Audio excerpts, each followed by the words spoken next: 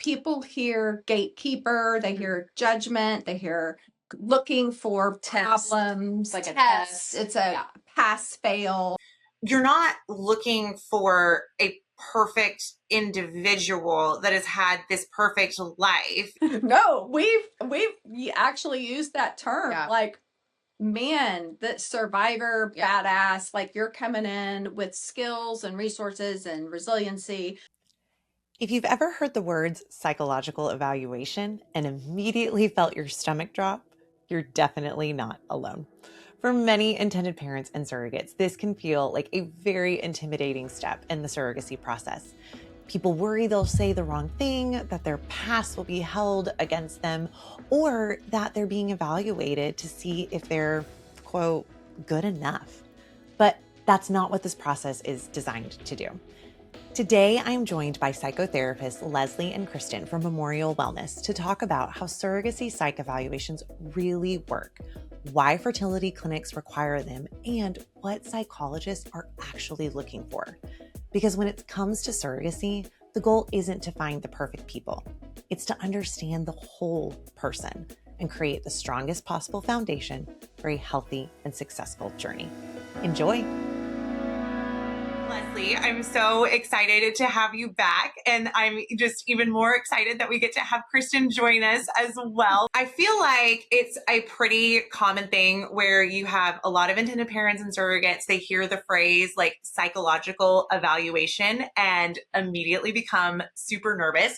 What do you think most people are just commonly misunderstanding about the purpose of the evaluation?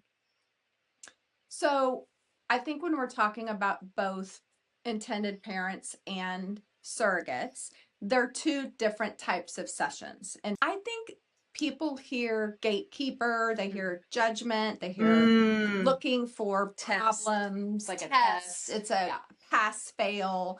And so I think if that's probably the most important thing that we could try to change or augment with, it's really more about our role to help inform and guide and be a support and just make sure you know, improve confidence, informed consent, make sure that people are as ready as they can be to have a successful journey. And by successful, I think that looks like relationship, that looks like communication, that looks like getting their needs met from their team, from their intended parents, that kind of thing. Mm-hmm, mm-hmm.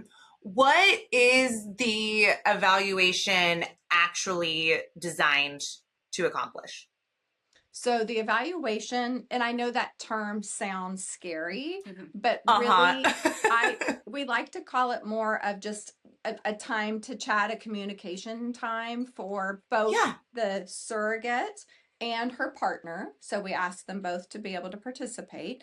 And that looks like what we call a clinical interview, a clinical assessment. And that's going to be with them. It's usually about 60 to 90 minutes. And then in addition to that, we do a personality assessment, and that's typically with the carrier herself. And so both of those, the interview plus the assessment, are used to really help navigate and identify what are their strengths, what is their understanding, what are their expectations. It also is for us to look and clarify stability and emotional strengths and things that they want to kind of talk through to make sure that they are a good fit for this in this time frame and for this particular match. Anything you want to add? No, just making sure that this is as much of a good fit for them as it is for the intended parents and the clinic and the agency and everybody involved, so that we are assessing, but we also truly want them to feel supported as well. So and looking at their coping resources, a lot of our surrogates coming in are the strongest women. And some of them have been through things in their life. And so we actually see that as a strength. Right. So, wow, you're resourceful, resilient. And so you already are this, a mother to how many children she may already have. And so we want to draw on those strengths and that confidence. We also, it's important that we are making sure that our carrier is able to use her voice. So if she has a preference or a need or whatever that might be, that she feels safe and she feels encouraged to be able to express that, whether that's with her physician or her intended parent. And so I think that's a big part of our discussion is that communication piece. Yeah, for sure. Well, like you said, right? Like a successful evaluation, quote unquote, or successful journey is part of that is right. That basis of the relationship. And so, right. Like just discovering, are all of the pieces here? Are all the ingredients here? Absolutely. Definitely. Yeah. Can you help our listeners understand just what ASRM is and why their guidelines matter in the world of third-party reproduction? Absolutely. So, it sounds so formal, but ASRM is American Society of Reproductive Medicine, and they are actually an international association. So it's all countries across the world, and they typically meet once a year and have a wonderful conference that brings together all disciplines involved in reproductive medicine. And so it's been really cool about it I guess I've been a part of it almost 20 years. And so over time, the ASRM has developed these guidelines that are standard, that are kind of across the board. So it allows clinics, large clinics, small clinics, to go back to these guidelines and say, hey, this is what we feel like is the safest, most professional criteria, best practice that we want to see for our egg donors, our sperm donors, our surrogates, our intended parents. And so, and typically it's a panel or a group of people that come together and kind of create these ever so many years. And they're using updated data and research to add to that. So that it kind of gives us kind of a standard of care that if this person went to New York or California or Denver, that they're using the same criteria for their psychological evaluations and intended parent consults. Are these guidelines, would you say, are requirements, recommendations, or kind of something in between? That's a very good question. They are, it's funny because people have asked, like, is this the law? Is this against the law? So there's no law, there's no like formality. I think they are, I think you could say that they're requirements, but really they're strong recommendations. And I think, going back to a discussion we had right before we started was these are recommendations across the board, but it is not a one size fits all. Right. And so our job, otherwise we just have them talk to cat, to do their eval, but we really want to hear their full story, right? We want to hear, we don't want to take something out of context of one, this surrogate was on medication at some point for depression. Oh, she's automatically excluded. So we don't want to be kind of a black and white. We want the whole story of what does that look like and how long has she been on that or been off, the context. So how do you balance, those guidelines, but you are still evaluating each situation individually? That is a wonderful question. Do you want to answer that? Yeah, I think you have to go, like, every time you go in for an evaluation, I think it's a clean slate. You start fresh, right? You have that boundary of, this is a new person, a new surrogate, a new donor. and I'm going to just, start from ground zero and build the story from there. And so, so you just have to, each individual is unique and has their own journey and path that they've been on. And I think you just have to really lean into what their story tells you about them. And I think we're using a collection of data, right? So we're using the personality assessment. We're using the interview process. We're talking to the agency or the nurse who's also had interactions with, with this candidate. And so it's not by itself in a little silo that we're making a recommendation. And actually, I mean, at the end of the day, we're making a recommendation of, does this is this a good fit is this good time, is this person in a good place mentally, physically, do they give good informed consent, do they understand, do they have support, is there some unresolved trauma or crisis that maybe they need some more time to work through? What is their motivation? So these are the things that we look at. And sometimes it's, we do a lot of collaboration with ourselves, with other mental health professionals, the team. Because sometimes it's, hey, come back and let's talk some more, or maybe we need a little bit more time, or they might need a little bit more time, depending on the scenario. Yeah. Can you, how do you determine when a situation maybe requires just additional exploration, support, or you make the recommendation, now's maybe not the right time? How do you, I guess, work within that gray area? Yeah, and I think that is a perfect example of when you would want to collaborate with the team and maybe do a consult with another professional. Luckily, Leslie and I can consult with each other, but we have other colleagues, that have experience as well and have been doing this for a long time. So that's helpful. Pulling in the nurse from the clinic, pulling in the physician from the clinic as well, and sharing concerns.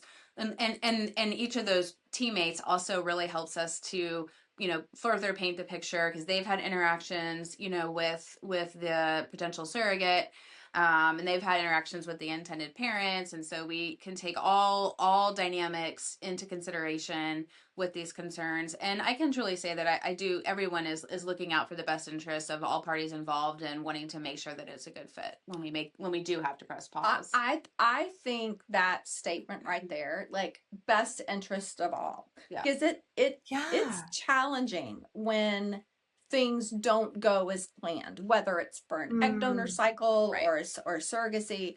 And if we're making a recommendation, we're not ultimately the decision maker. We're just giving our recommendation from a mental health standpoint. And so people may not always love if we're saying, hey, we think this egg donor or this surrogate might need some counseling or something that is not a long-term issue, but maybe something, and we might recommend a bit of 6 months or a year.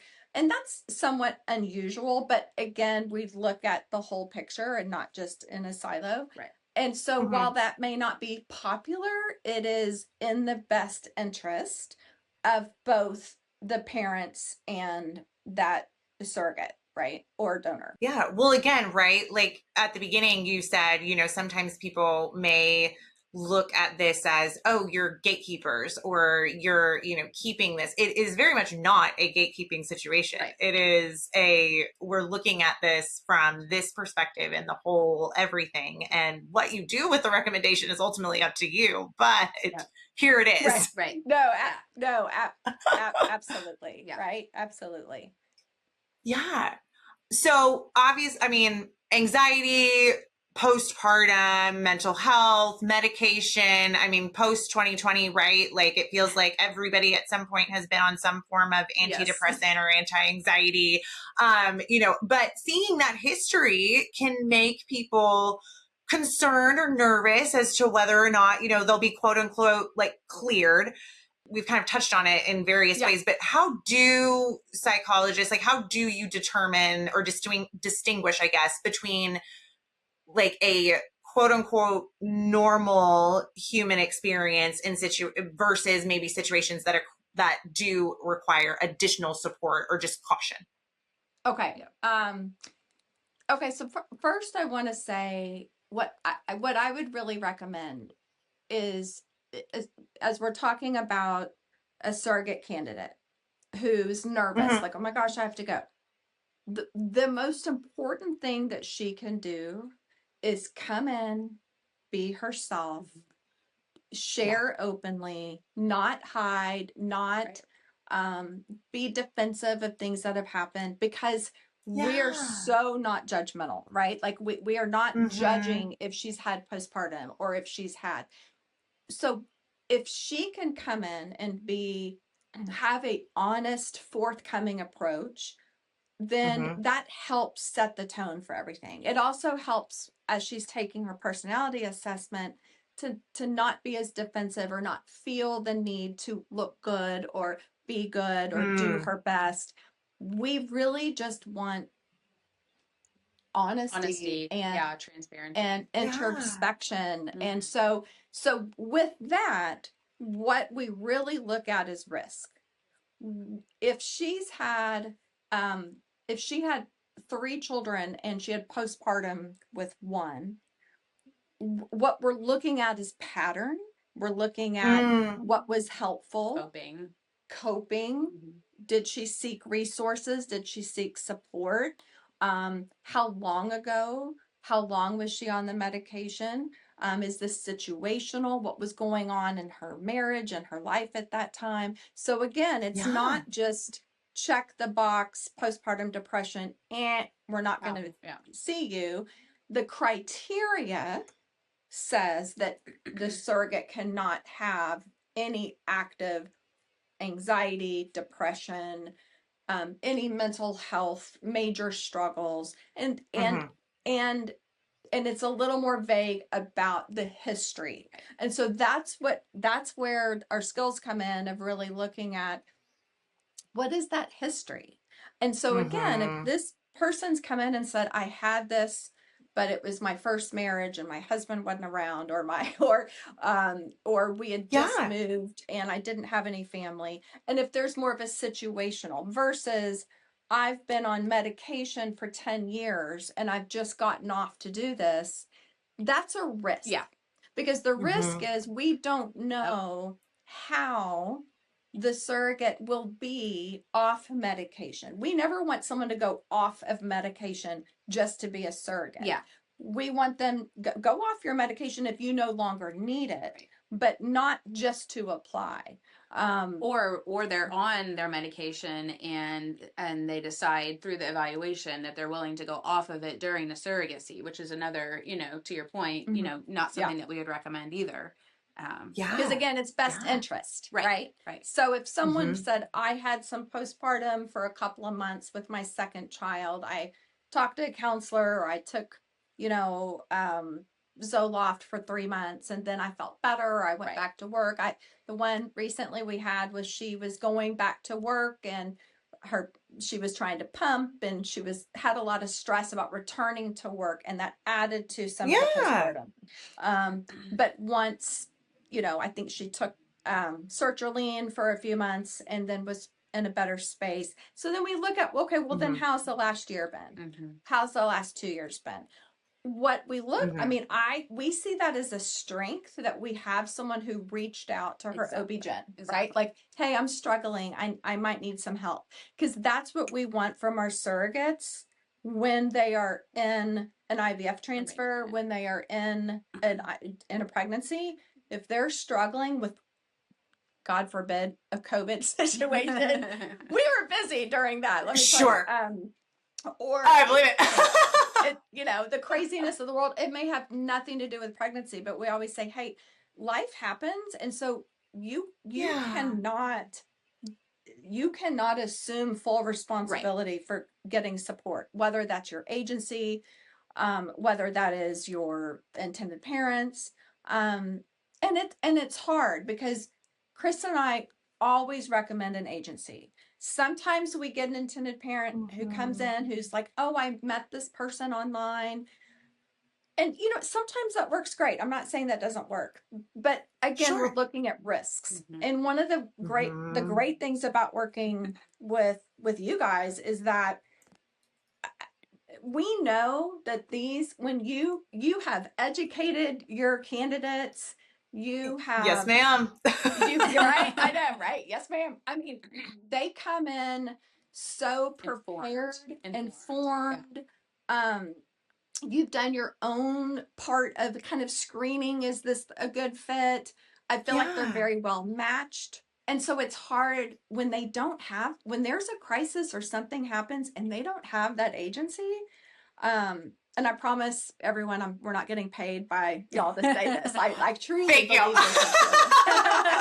I truly, I've seen this over the years. I mean, it's just, and I know it costs more to use an agency. I know all of that. I know people try to cut corners, the economy, but you get what you pay for, right? So that we usually spend a lot more time and energy with some of those other matches because sometimes are some issues. So I went way off. I don't know. Did I even answer? No. the question? I really love, I think the thing that I am just loving so much that you said, over and over again is you're not looking for a perfect individual that has had this perfect life. You are looking at, how did they respond to those natural things and bumps in the road that have happened? And, and I love that you're saying like, that is a strength. That is a strength that we are, talk about like judgment-free zone. In fact, it's more like, hello, celebration, you're a badass. Like, yeah. No, we actually used that term. Like, man, the survivor badass, like you're coming in with skills and resources and resiliency. And I think that's because I do think it can be challenging for a surrogate to come in who's had 2 perfect normal pregnancies. I got pregnant like that. We had a pregnancy, a delivery, everything was great. Yeah.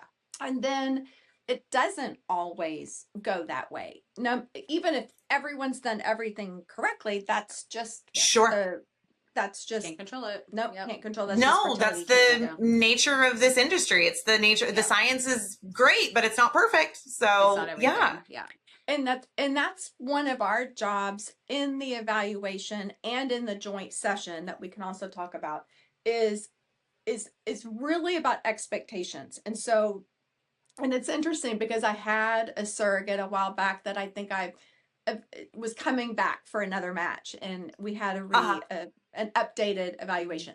And she said that, she goes, I remember you saying in our first that things don't, I say expect the unexpected, right? Like things don't always, and that's not your fault, or that's not clinic, that just, and so that had stayed with her because I think it didn't maybe take the first time. And so that's our job, is just really to kind of help. And we always say, like, we're here throughout. We meet this one time and then we do our joint session, and then we may be available ongoing, so. Yeah. No, I know I took advantage of some of the ongoing when I was a surrogate, which, full disclosure, Leslee was the person who did my evaluations for both of my journeys. And yeah, no, I think that is why I feel like it is so important to not view the psychological clearance and, evaluation and the session as just another box that needs to be checked before, we get into the medical aspect of it. Like, it is so valuable and so, so important.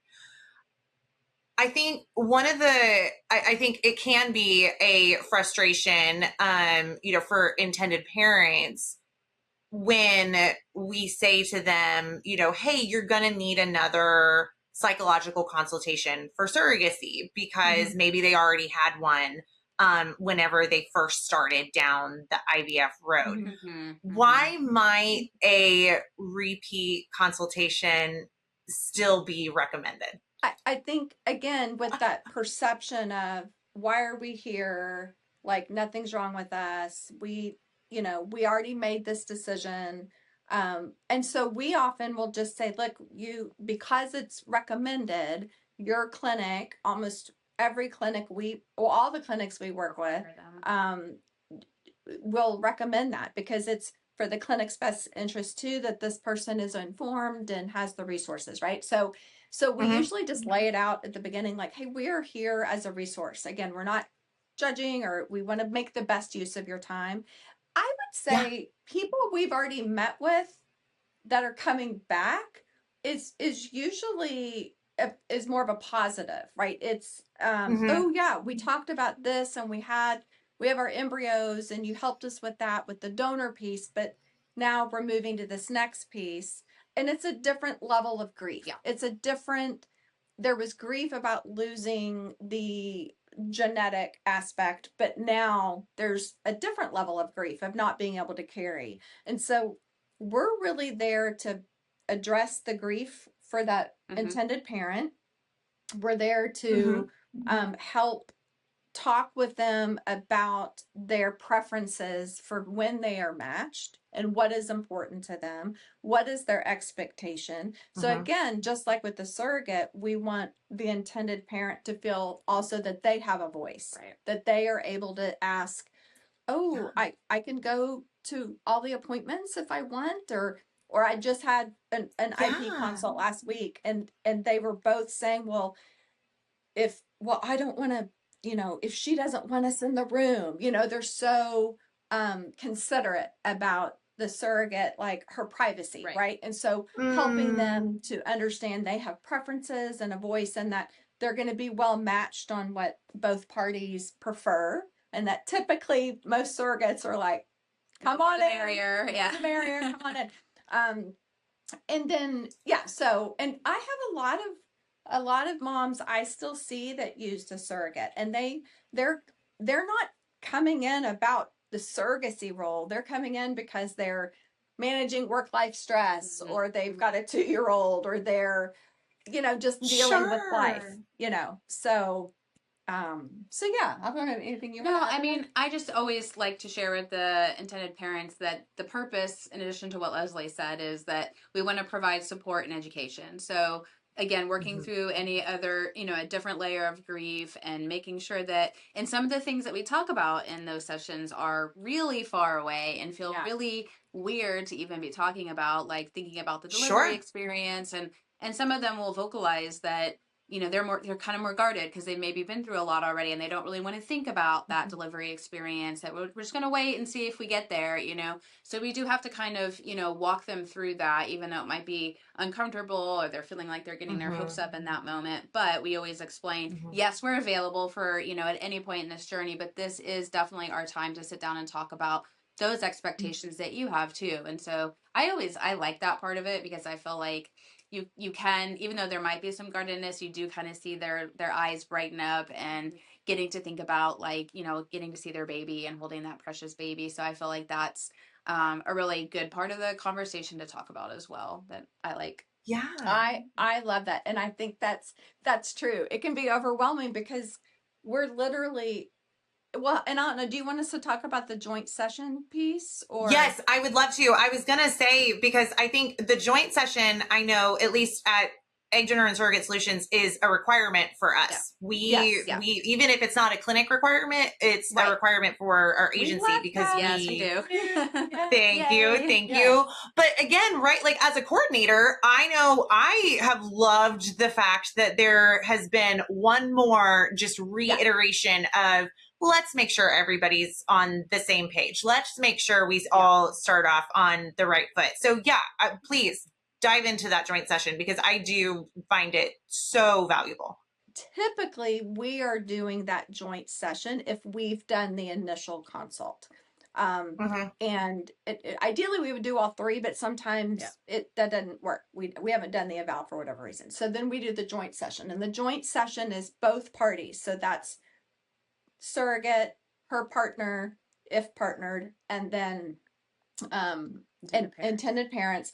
And sometimes a surrogate has come in from out of town and her husband's at home with the kids and he's joined, via telehealth. So, I mean, again, we're Sure. pretty, but we want him or her to be a part of that, right? Yeah. So then the joint session is really walking through, kind of like Kristin said, everything from today, transfer, appointments, delivery, and beyond. Yeah. And so again, it's a lot about communication, preferences, expectations, and someone's idea of, even just being able to ask, like, could we come to every appointment? Or I think we could probably only come twice. To the involvement of the surrogate's children. How do they feel about that? If the intended parents already have kids, how open. So it's a lot about how open, the involvement of others. A lot of times our intended parents have families that want to maybe come to an ultrasound, maybe come after delivery. And so even though it seems really early to talk about a lot of this, what I say is this is just the framework. And once we get through this and legal, and a lot of times it's nice because we're talking about a lot of the things that are going to be addressed in the legal contract.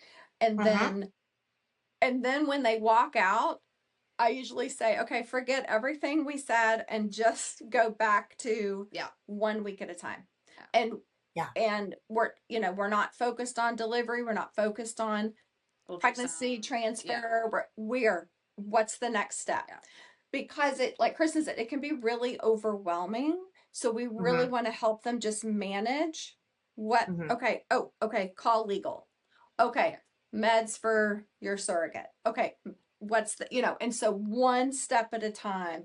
And that I think, but at least we have a format of everyone knows that they really want this doctor or this hospital in Oklahoma. And everyone knows that. So, and they can pull back on the conversations that we've had in the joint session when other stuff comes up or when they're doing the legal and all those things. It's like, oh yeah, we talked about that. I kind of know what we want to do here. And that really helps, I think.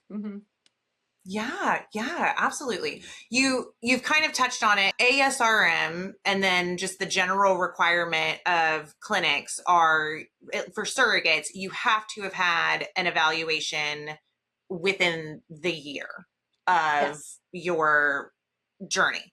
Yes. So that's the actual evaluation, MMPI, PAI, all of that. For intended parents, I know you said, you have seen a surrogate again. Is there still value in an intended parent coming in for a consultation, say this is their second journey with maybe even the same surrogate? Like, is there still value in them coming in and having their own individual conversation? I mean, I think we're always going to see a value in that. If they are having a sibling journey with the same surrogate and everything went great and everything went smoothly and there were no issues, then a lot of times we see that that's waived, like, oh, it's the same person, everything went great. So sometimes we're not getting those, and and they are in a good place.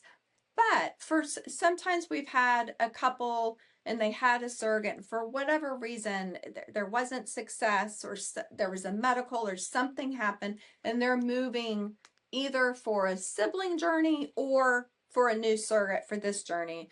Absolutely. Because we just want to help, again, kind of process what emotions happen, that disappointment.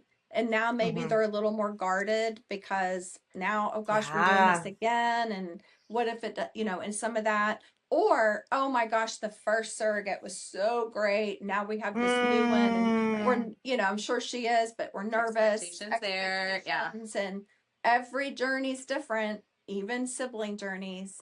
Absolutely. And so just being that support, we do a support group at CCRM. That's for any intended parent, whether they're doing IVF or egg donor or surrogacy, but just as a support. And there's some online groups as well. So I think them feeling like they have a community of people is also helpful. I always say, for something that is 1 in 6, it always feels like they're the only one.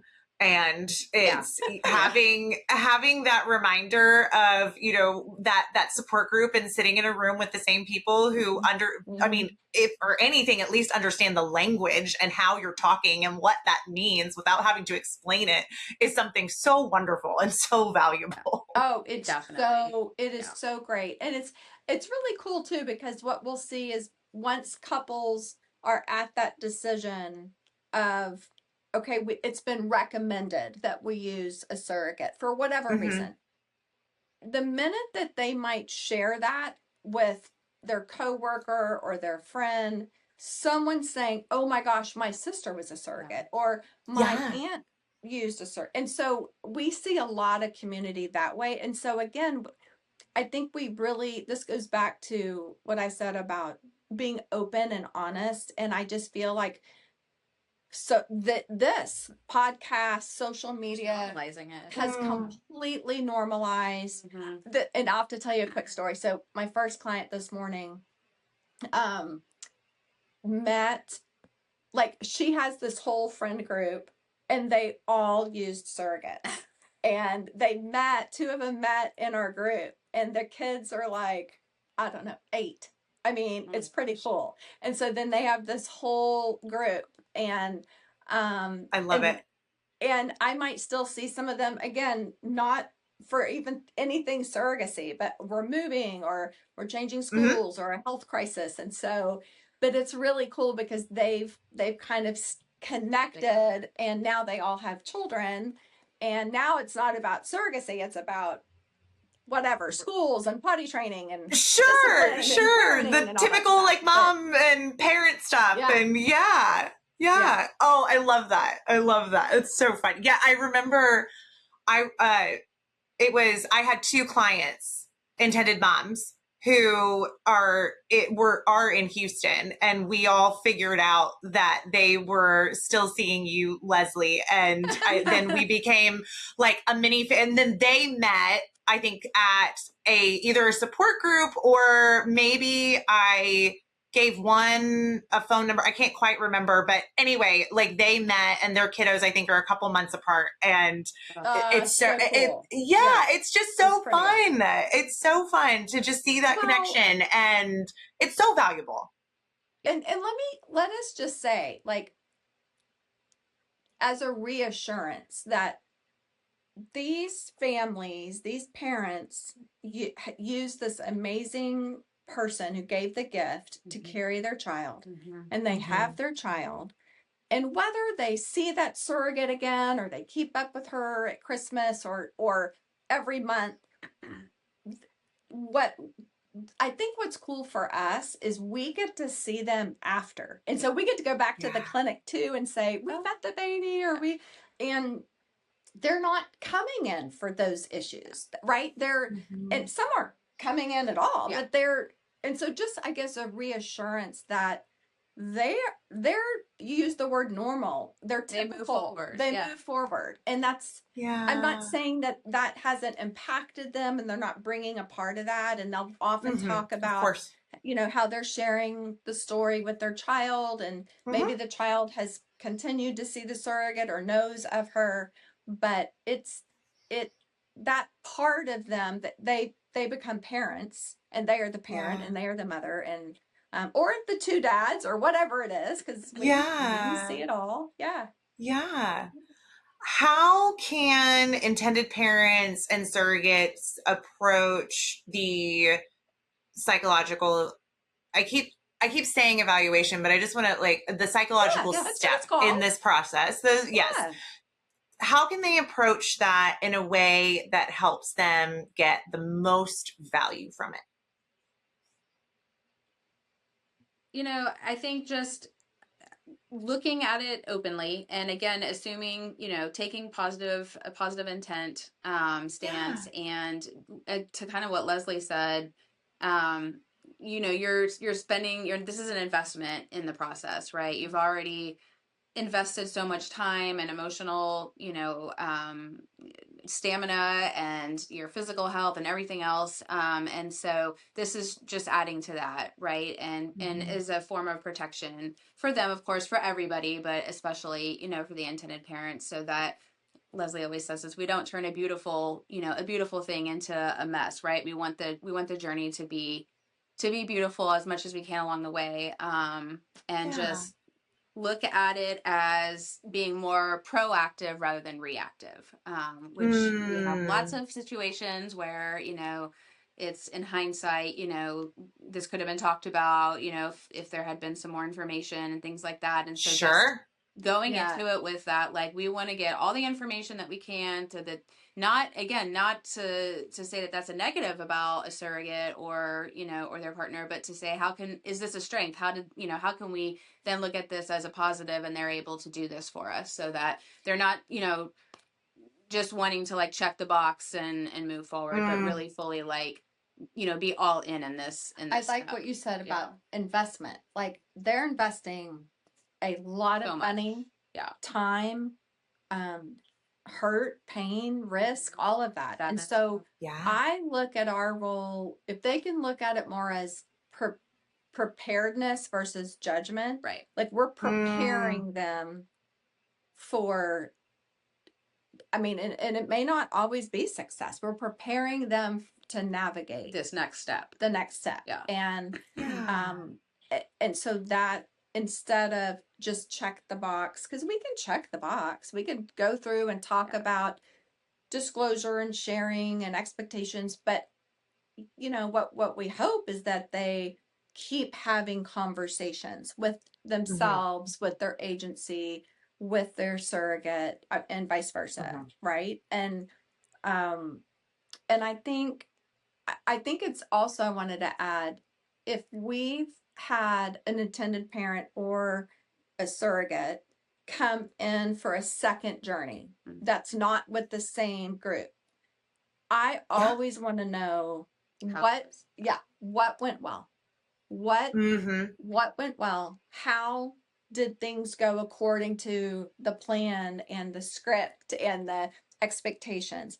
And what would you do differently this time? Would you do anything differently?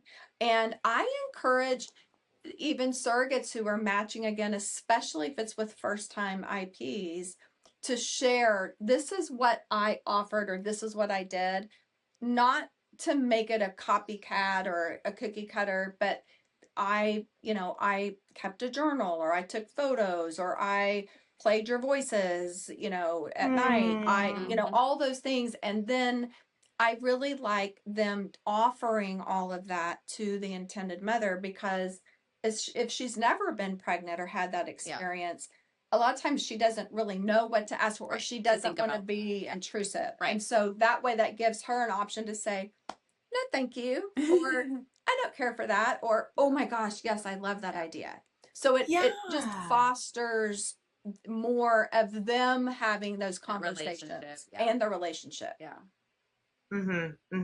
Well, again, I think I think one of the experiences that we have had, I think, with all of our clients is everyone is so conscientious of the other party. Oh, whatever they want, we want to make sure they're comfortable. Yes. And I know, I've always, whenever I was, interviewing potential surrogates, I was always like, that is so nice of you. And I love that. I need to know what you want, because at the end of the day, it's not a great match if, you say, oh, whatever you want, but you're feeling uncomfortable. And so it's worth it to have these in-depth conversations. And again, right, this is judgment free. I need to know what it is that you're comfortable with, because if you're not comfortable with, having like the dog plus grandma at the ultrasound, then let's talk about it. No, I think that's so true. And I think it's really sweet, because a lot of times the intended parents will even ask permission of the husband or the spouse, like, hey man, are you okay with me being in there? It's really sweet and respectful, right? Like, again, there's just so much value in not viewing this as checking a box, but really viewing this as this is a great place to reflect and to really think about some of these questions. And like you said, Kristin, not be in a scenario where now you're having to react, but you already kind of have a blueprint for, if this happened, this is, kind of the general guideline of how we would respond. If you could leave intended parents and surrogates with one message just about the psychological evaluations, or just any words of wisdom as they start a journey, or maybe they're even in the middle of one, what would it be? I think one of the things that I was thinking about and spoke about a little earlier was that, and not so much the evaluation itself, but the whole process of little bites at a time, just one step at a time, and not borrowing trouble, not going into the future and worrying about how will I do on this test. We don't use the word test, but how will I do here, or what if, or or what if things don't work out, or what if. And so just to come back to being grounded and mindful of being in the moment. The other part of that goes into is the loss of control for intended parents. And so one thing we can help with is some just counseling and coping skills on the trust, because so much of this is about blind faith and trust on both sides. Absolutely.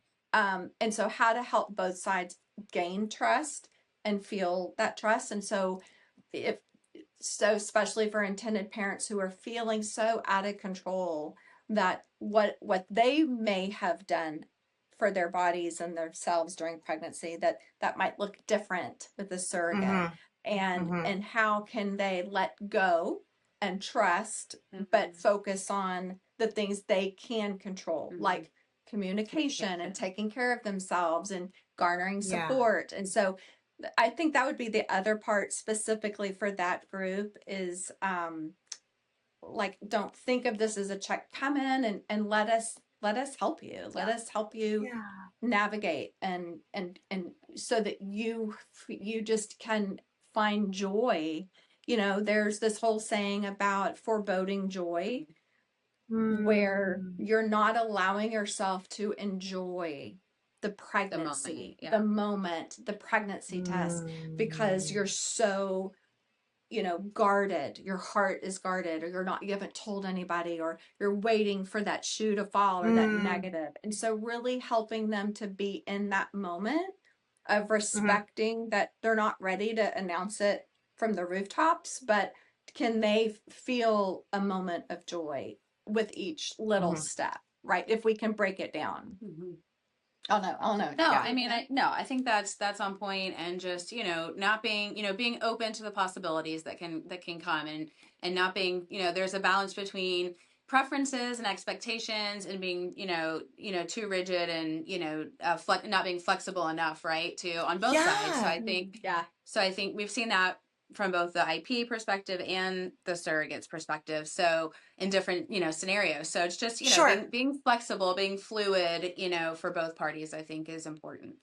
But also not being people pleasers. Right, exactly. Right? Like that balance between being a people pleaser, like I've got to please and do exactly whatever they want, like you said, to having the boundary, or having, speaking up and putting their needs up there too. For the, Yeah. Well, right. I mean, as much as our brains so want this to be a black and white process, it's not. It's gray. Right. Even, going back to, like ASRM guidelines, it's a guideline. We have to look at the whole picture. We're looking at these people individually. We're looking at this match, on a case by case basis. And everything's fluid. Yes. Everything's fluid. And gray. And gray. Fluid and gray. Yes, for sure. For sure. So much gray. Well, again, thank you both so much just for your time, your expertise, everything you do for our shared clients. I have one last question for you. And Leslee, I know you know this about me, but Coffee and I, we are never far from each other. And so I always love to ask the question, what has filled your cup lately? Literally or figuratively? What's been the thing that's filled your cup? Gosh. Okay. Well, many may know that I have twins through IVF who are now 23 years old. And I was able, and one lives in another state, so I was able to see her and have a great visit with her. And then the other one came home this weekend for Father's Day. So I think that just from a personal perspective, I mean, oh my gosh, totally just completely fills me and fills my cup. And the one that came home is getting her master's in social work as we speak. And so that's exciting. Double exciting. Double excited. Pretty cool. Yeah. Yeah.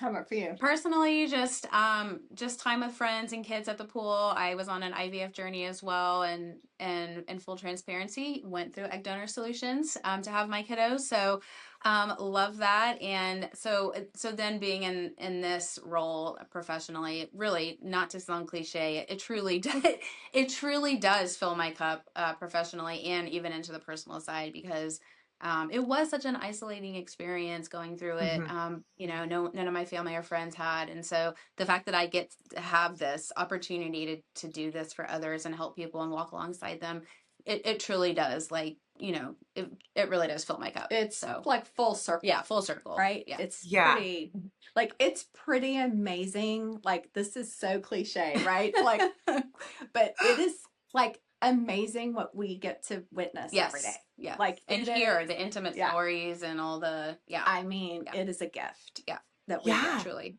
Yeah. No, I completely understand. I think, every transfer day, every baby picture, it all, like, it never gets old. It never gets, it's amazing every time. It's pretty. Yeah. Yep. Keeps us coming back every day. Every day. I held a 6-month-old last week during my entire session, and I was like, this is fabulous. Yes. Oh, I love that. Well, again, thank you both so much. And we are going to have it in our show notes, but if people were to look for you, where should they go? Oh yeah, they can come to our website, memorialwell.com, and we're both on there. They can fill out information. Our phone numbers are on there. They can text us. Text is really the easiest. Our work cell phones are on there. But yeah, absolutely. And we have an office at CCRM, and we have an office here at Memorial. But we work all throughout the state virtually with all the other clinics too. So we love it. Perfect. Awesome. Well, thank you both so much. Thanks again. Thank you.